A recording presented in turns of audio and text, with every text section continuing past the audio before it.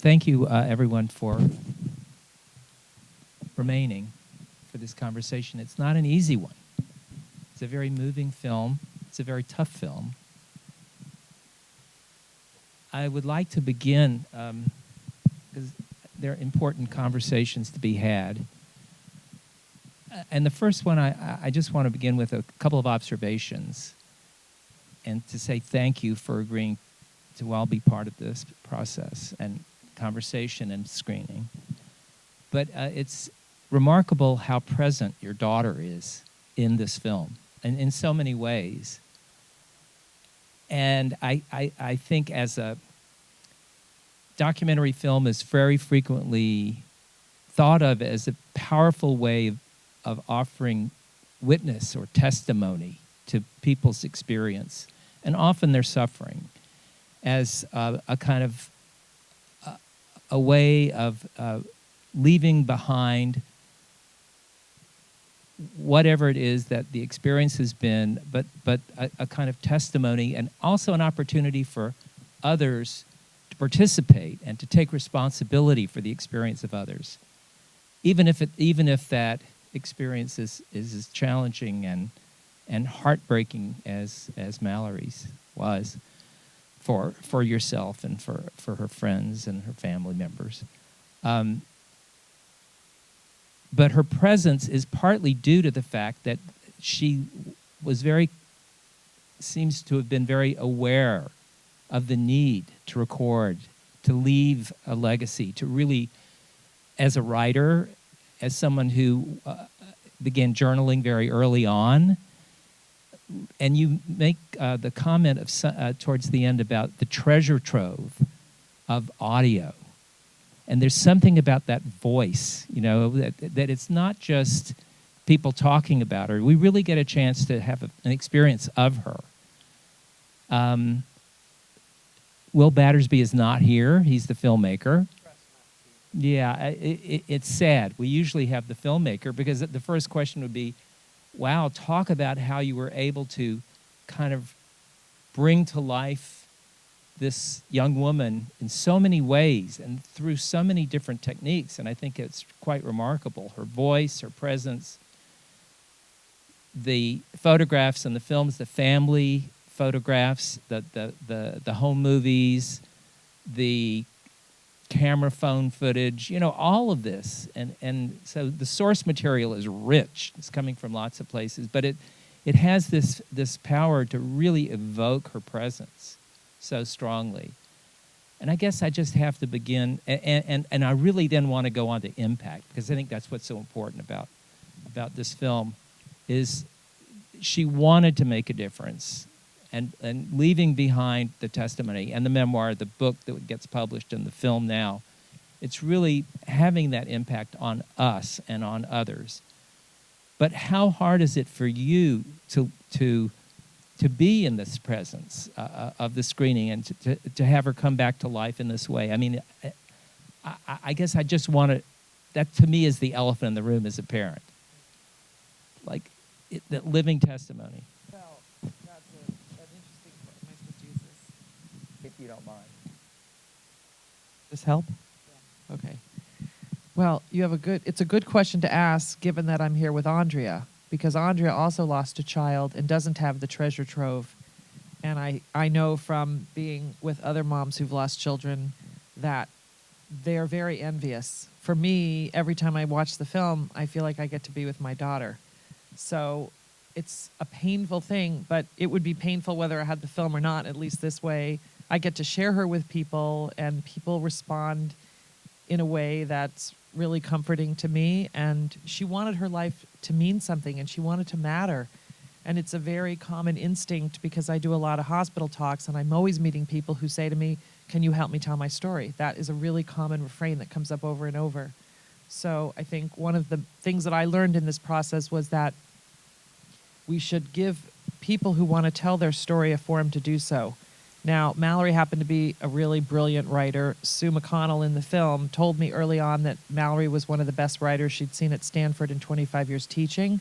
So that was partly what inspired me to move forward with her work. I think if I hadn't received that feedback, I might have thought, well, I'm just the mom, and of course I'm proud of my daughter's work. But it was acknowledged in a way that gave me the confidence to proceed.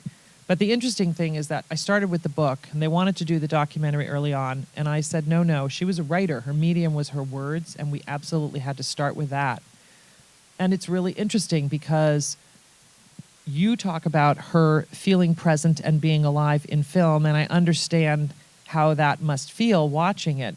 And yet, as her mom, who knows everything about her life, what I say is read the book, because the book is 300 pages of her innermost thinking. And the film is 96 minutes, and half of it is me talking or my husband talking or, the teachers or, the doctors. So it is an interesting thing. Film seems to reach a lot more people. What we've learned is I've given book talks, more than 200, for 3 years, all over the country, over and over and over. And one trailer, a 2-minute trailer went out, and it felt like all of a sudden, it dwarfed the work I had been doing to try to bring her words to life. So I'm very grateful you allowed us to do the screening here, because I think she worked hard and she deserves to have her story told. And I appreciate you all coming and staying. So. Yeah, I think it was a very good choice to have almost all the people who participated in the film up to that point read passages in succession. The idea that the book is first, that the book is the source material, and yet everybody gets a chance to kind of narrate alongside of her. I think it was a brilliant choice. So you've already talked about all the book talks you've had, and I already used the word impact, because that's really true, I think, in the documentary world these days anyway, is everybody cares about making a good film, but even more so, they think it doesn't matter as much if people don't see it, and if it can't have some kind of effect on the world. And so the work doesn't end when you finish the film. The work really only begins there, because then you've got to find your audience. Then you've got to make sure that it lands for people. And I think that's something that really our other panelists are very involved in as well, is this question about making a difference and being able to make some impact with what they do in the wellness communities or in that arena. So I would love it if the two of you, and I'm going to start with Andrea, could say a little bit about what this film means for you in the work that you're doing, and how you see it connecting with what you care about.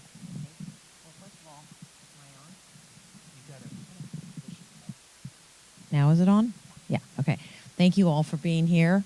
First and foremost, the story and the documentary is amazing, so I want as many people to see it as possible. But as someone who has devoted my life now to wellness and for young people in particular, mental health, I felt it was important that we share this story and take a look at how it addresses mental health. And as we see, Mallory had this image of, and her mantra was live happy, and that's wonderful, and it's important to have a positive image and to have a positive outlook. But inside, she was really struggling, and she wasn't sharing that so openly with even her closest friends, like even her mom, when her mom goes to read the journal and says, wow, I missed that. So I think that message of the inner struggle that we all experience. Now, Mallory had a life-threatening disease, so she had an extra challenge. But we all have those struggles, and I was so honored to be able to coordinate this program between the Cinema School and USC Hillel and the Bradley Sonnenberg Wellness Initiative that focuses on holistic wellness, mental and physical wellness, to be able to emphasize the importance of addressing mental health.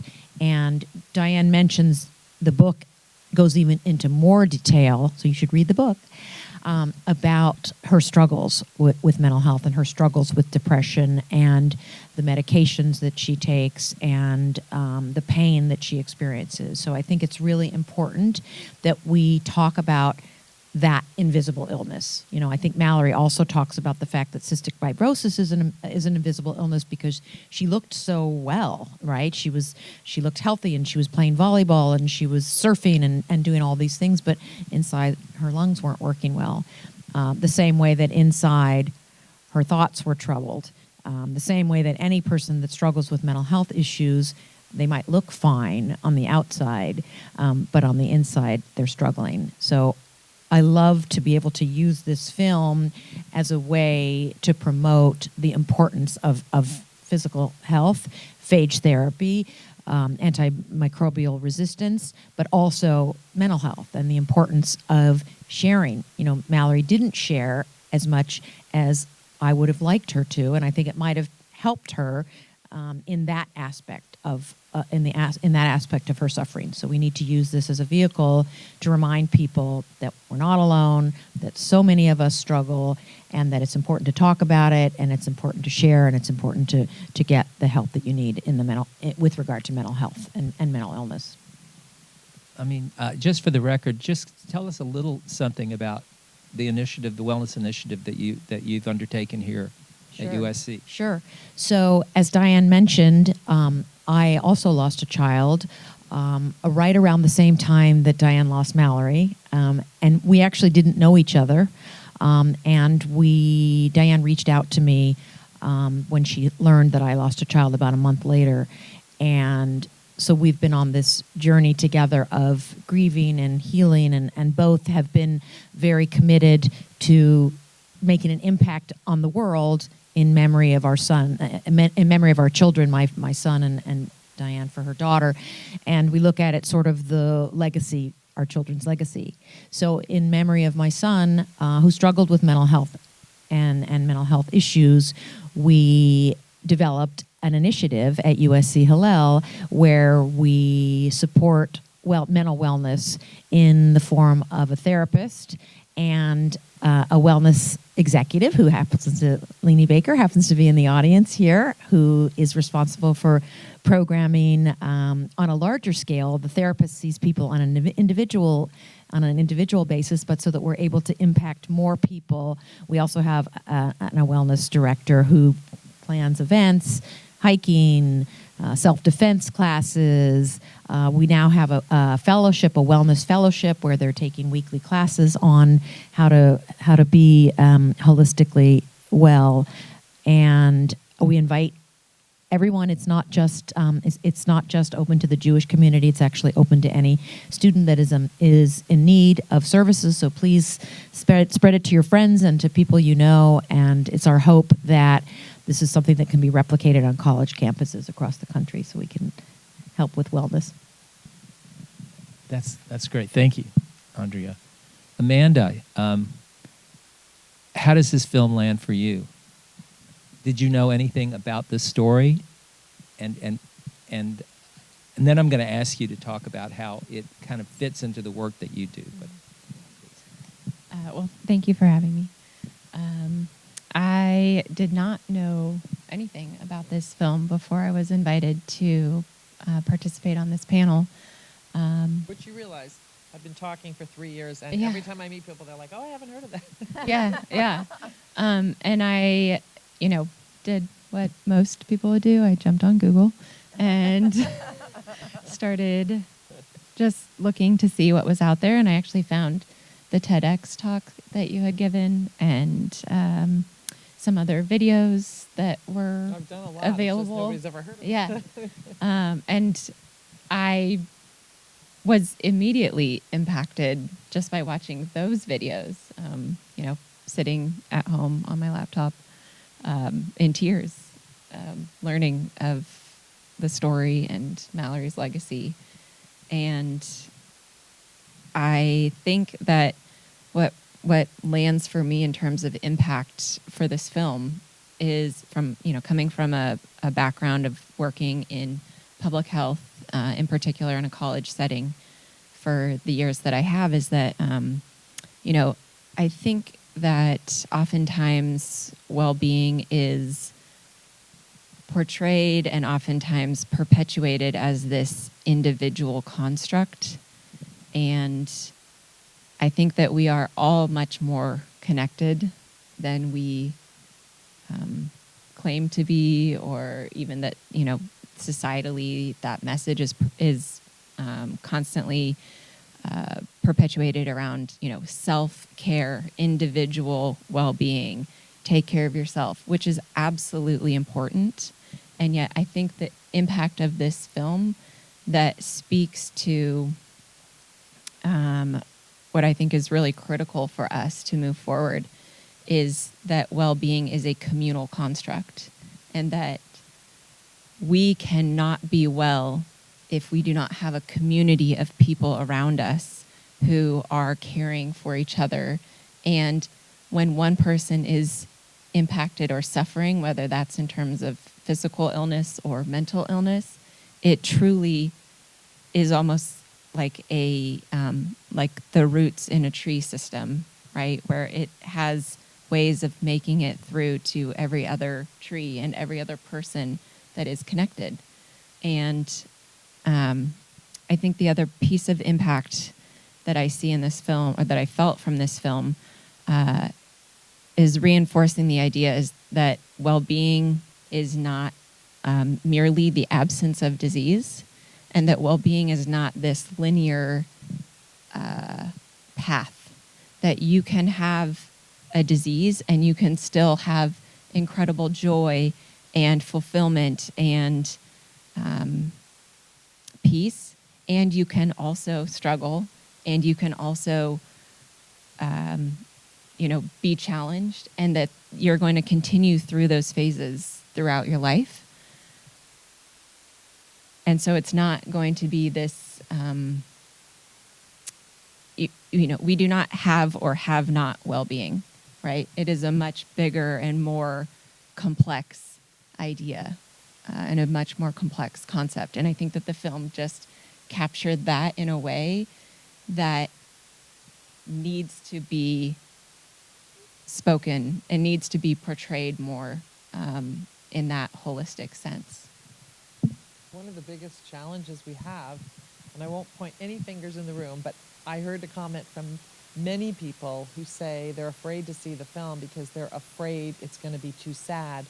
And one of the things that Will would say, the director, if he were here, I can speak on his behalf. We have a deal with each other that we can quote each other.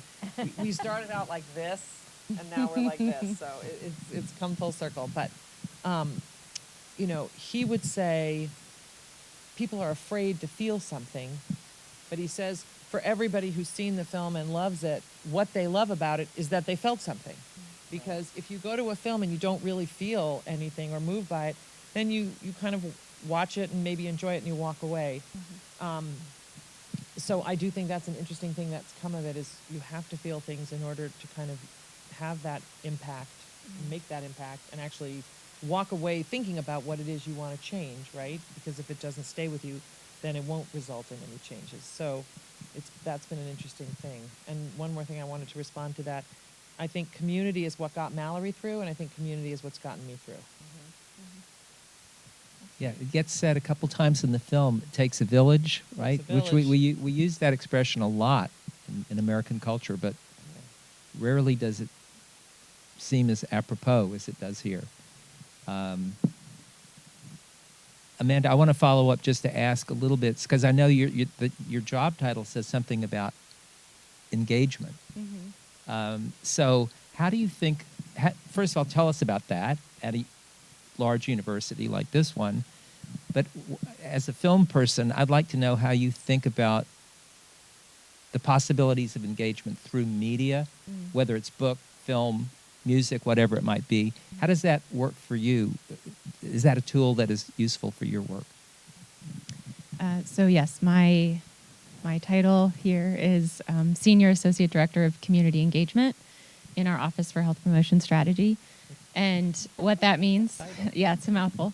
What that means essentially is that my role is to partner with the faculty, staff, and students here on our campus to tap into their expertise and to empower them and give them the skills, resources, tools that they need to make an impact on student well-being in their sphere of influence. So whether that is a group of folks in Marshall who are trying to do that with Marshall students, or in SCA, or in athletics, whichever division or department or unit it might be, my role is to build relationships with those folks, to try to understand what is bringing up, what is, why is well-being coming up right now? So what's prompting the conversation around well-being? What are they seeing? What are the students' lived experiences that they are having that's bringing well-being to the table? Most oftentimes, it is some type of problem or issue or concern. And not, people don't come to me and say, hey, everything's great, everyone's fantastic. We just want to get your seal of approval that we're doing it all right. Usually it's when there's a concern or a challenge or a problem. And so my role is to work with those folks to look at the data that we have available on a whole variety of dimensions of student well-being, and then to help folks prioritize, okay, what do we really want to focus in on here, and how can we best direct our efforts? So to your follow-up question about how does media play into that, I think that is an area where we have a lot of opportunity for growth in the health field in general, but in particular, I'll even say here at USC. I think one way which we have been making some progress on that is, in the world of higher education and academia, especially at an institution like USC, data and numbers, quantitative data in particular, is the gold standard, and yet numbers typically don't tell the full story.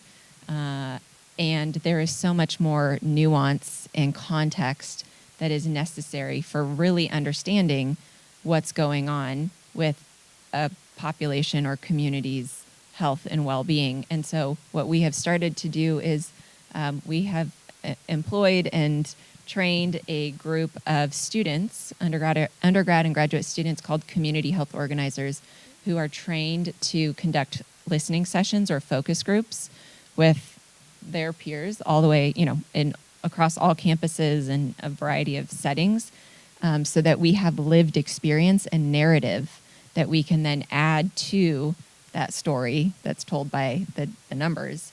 And so we can paint a bigger and broader picture of, okay, here's what the numbers are telling us, but here's what the students are saying directly. And we can capture some of the themes and narrative. Where I think we have continued opportunity for growth is, right now that's typically conveyed in written form, and I think it would be even more impactful if we had the opportunity to translate that into other forms of media that could be, pushed out further and wider to have a bigger impact. Back to Diane, I want to ask, since you're an activist, you've been so involved and getting out to the public in all these different ways. There's a 2021 copyright date on this film. So we're in 2022 already, but it's a pretty new film. And how do you see this? How do you see rolling out? How do you see taking advantage of the fact that the film is a very powerful tool for reaching people and for encouraging them to start to feel those emotions, and also start to realize what the kind of the implications and the possible outcomes. I love the fact that at the end there was that tie-in with the COVID pandemic, that some of the phage research was helpful for folks who were facing those bacterially resistant bacteria strains. So where does it go from here in terms of using the film to help you do the work that you want to do? That's a really good question, because everybody, all my friends, everybody says, well, why isn't it on Netflix? Why isn't it on Hulu? And it was a very conscious decision. We had a lot of discussion about it. If a film goes to Netflix, they buy it exclusively, and a small film like this would get buried.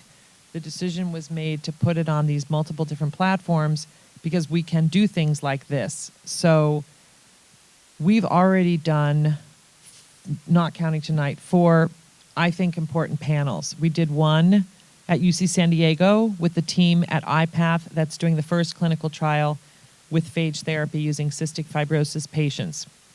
And we started there.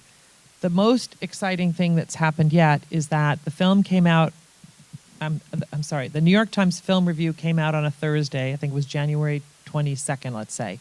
Thursday night, The Lancet, which is the most prestigious medical journal in the world, came out with the largest study to date about antimicrobial resistance that said millions of people are dying from AMR. You'll hear about AMR, which are superbugs. Antimicrobial resistance leads to superbugs, and that they expect superbugs to kill more people than all cancers combined. And the statistic is by 2050, 1 person every 3 seconds will die from a superbug.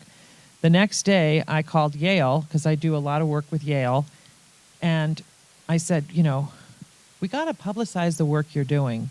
We have to use this film with this study. And Paul Turner, who's the head of the Yale program for phage therapy, said to me, well, we just got funded by Yale, and we're about to launch the Center for Phage Biology and Therapy, and we agreed to do a launch event for Yale with the center and using the film. So then we did a panel. The first panel we did, and the next panel we did was Yale. And then Rainn Wilson from The Office, who played Dwight, he agreed. We asked him to do a public panel, and he did a public panel, and we know from the metrics that more than 1,600 people watched, and it was on a platform called StreamYard. So making a film available on different platforms is one way to reach people. I fought really, really, really hard, and I can be persistent. My friend Lori back there will tell you. When Anybody who watched the film knows that. Yeah, okay, well, anyway, Stacy knows it. Karen is about to know it. Anyway, Becca knows it, by the way. One of Mallory's best friends is here. Becca, thank you for being here. And so, the important thing from my perspective is to make sure that this film gets seen and that it's used in a way that you can actually do something with it. And so this is not a film that somebody is going to necessarily on their own just say, oh, I really want to watch a sad film about a girl who dies, right? So you have to put it in a context that will get people to watch it.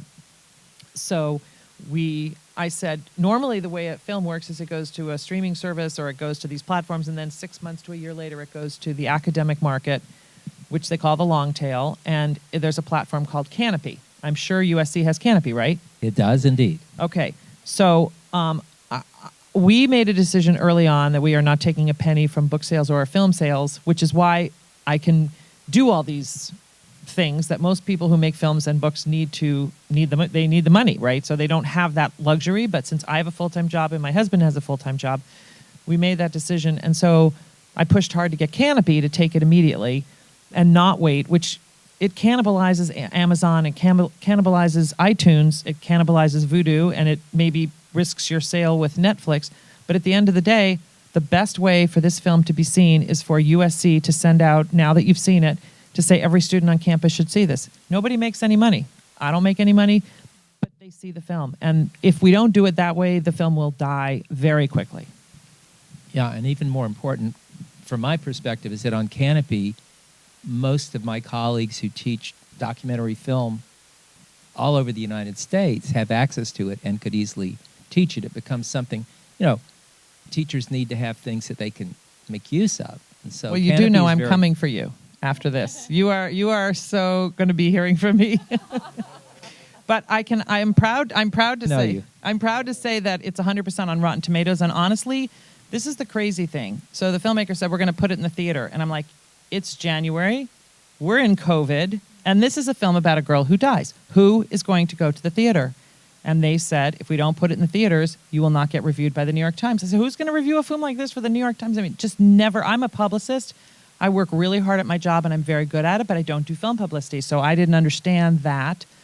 3 Arts is big. They did it, and it worked. And that strategy worked. Well, now it's 100% on Rotten Tomatoes, and it's really easy to say to people, watch this film, it's 100% on Rotten Tomatoes. So I'm learning that part of all of this. And, to the question of how we get it seen, I went to Vertex, which is the company that makes the most important drug in the cystic fibrosis marketplace right now. And all you hear if you are in CF circles is this drug costs a fortune, and how can we get approved? And Mallory should have gotten it. Mallory would not have died if she had gotten it, but her lung disease was so advanced at the point that it was in trials that it fell outside of the criteria, and since she had exclusion criteria, they wouldn't give it to her. So I went to Vertex and I said, when the book came out, you need to buy copies of this book for the CF population, which they did. And then when the film came out, I said, CF patients are so busy paying for your drugs, they don't have any money to rent a $10 film on Amazon, especially about a girl who dies. They're going to say, well, we're going to take our kids to McDonald's instead. The CF population is a very, very, very financially needy group because they have so many expenses that it's very rare for people to actually sort of stay afloat financially. So I asked them, and they paid for 1,000 copies of the film to go to CF, because those CF patients, they don't have access to Canopy. Canopy is for, lucky college students and people who have library access. So they bought 1,000 copies, and then I went to a company called AffloVest, and I said, you need to get your new vest marketed, and we will market your product if you buy these copies of this. So they bought 500. So we're using a combination of marketing, public speaking, press, and all that to move the needle. And again, I have to really state very clearly, part of why this is working is because we don't need to make any money. That is a big part of it, because, to young filmmakers who are trying to make a living doing film, they couldn't do that. They couldn't give the profits away.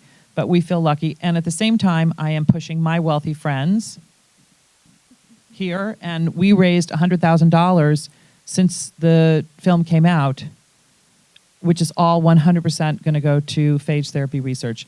And I need to say one other thing, because it's very important. This is one of the things I'm using the film for. Everybody knows what clinical trials are and how important they are and how slow the FDA is to move these trials through the system.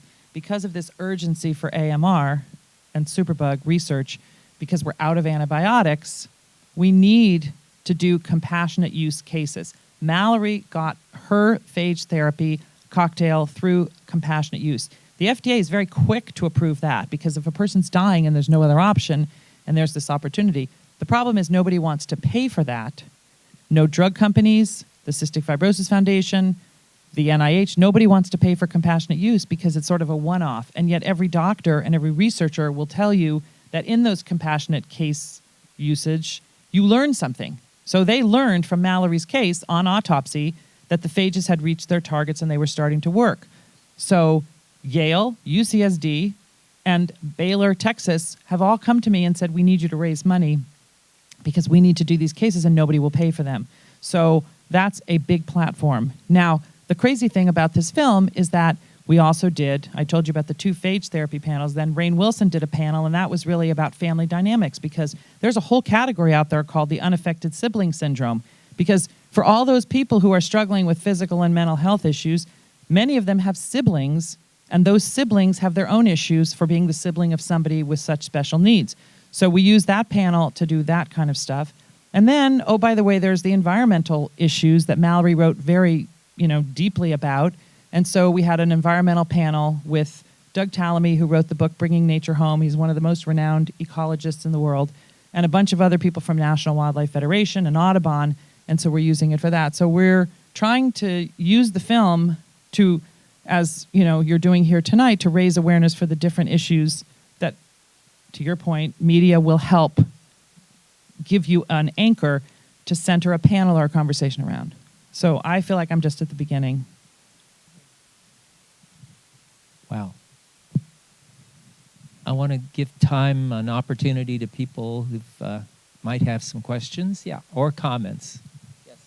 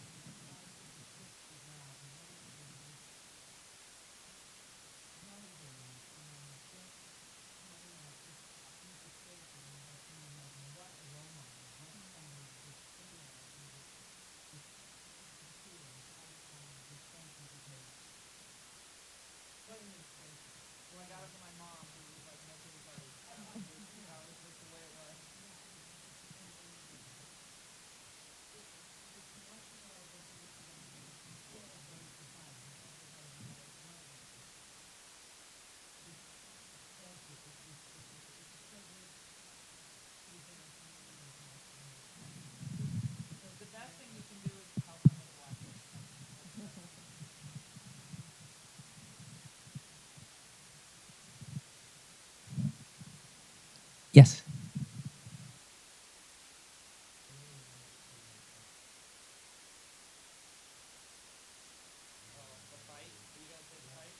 Everybody comments on it. I did not want to include it. You know, it is interesting in the book, in the journal, I mean, second note, I mean, I could tell you stories about my daughter and that girl over there doing really bad things that were making me crazy in high school. And then I would get in a fight with her because they'd be out till 3 in the morning drinking or whatever it was they were doing. And then we would get in a fight and she would just go banging there on the computer. And I literally thought that that journal was just filled with all of that anger and hate she had in me. And it wasn't there. And I said to myself, this girl knew that I was going to do this and didn't do that to me. She just didn't put it there. But the audio came because she was working on that same project with an audio project. And she recorded everything. So I was, really pissed at her being such a monster because she hadn't done her treatment and she was not taking herself responsibly. And they said, you need something that shows the mother-daughter dynamic. And I was like, well, middle school, I don't really like it. But it was hard. That was hard. I noticed in the credits for music that Micah has a song, and talk about that.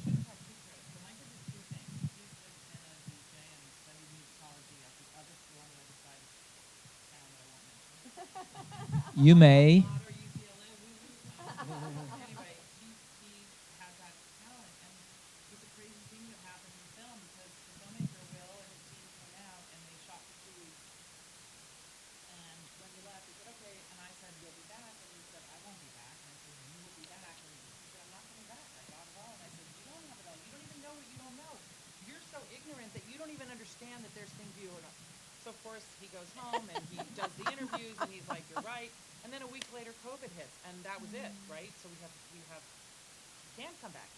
We tried to make a trip in the summer for him to come back. There was one little dip, and then just it all went south, and that was the end of that. But they needed a piece of music. There were 2 things. He did the piece of music when I'm typing and I'm on the floor, because they got Peter Broderick, who's a piano player who does most of the scoring. He's expensive, and they ran out of money. So they said, "Do you think Micah would take this?" And so I had nothing to do with that. I connected them because they knew that he did that, and then they said try to do something to sort of emulate the style. So it was really born out of lack of budget. They ran out of money. That was the first thing. And then the second thing was the shot where I'm on my bed, I'm on Mallory's bed, and Marco's the window. And I got to tell you, those corny shots that I used to say, why does every documentary have to have them looking sad, walking like, Right. I mean, they all do it, and I'm like, can we not come up with something a little more original? But he fought hard for that, and so that scene, because nobody could come back, because that was right in the middle of COVID, my son came over with his camera, and he shot that whole thing. So it was But he's credited also doing the camera. It was really, he had a really hard time with Mallory's death. He was the unaffected sibling syndrome.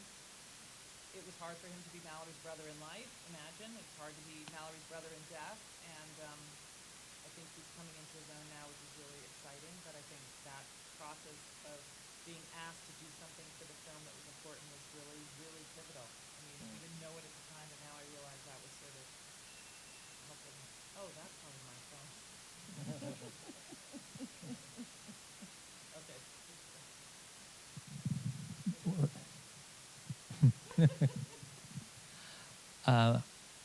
I really want to thank you, Diane. This is you should be the publicist for all of us, I think. She is. Yeah. Right. Yeah. Well, I mean, we could all use someone who has your capacities. But I thank you for allowing us to, to really watch and experience this thing with you and to have some insight into it and to know what you're doing going forward, because I think it is very important. So thanks to everybody for being here. Spread the word.